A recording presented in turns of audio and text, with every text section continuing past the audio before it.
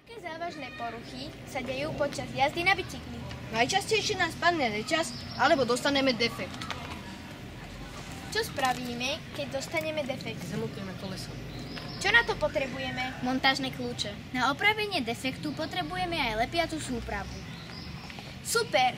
Keď už máme všetky pomôcky, môžeme sa pustiť do opravovania defektu. A teraz si to vyskúšame v praxi.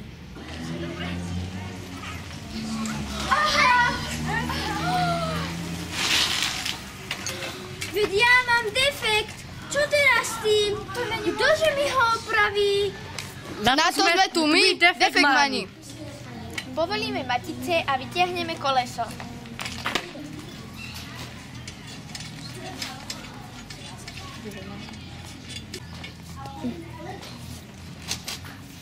Vytiahneme dušu spod plášťa.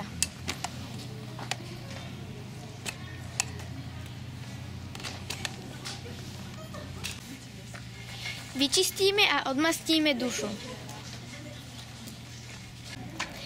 Nanesieme lepidlo na dušu a gumovú záplatu a necháme uschnúť.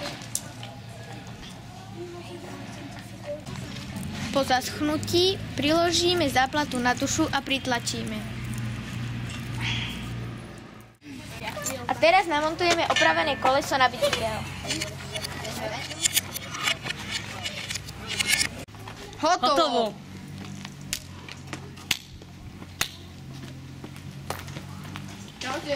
Čaute.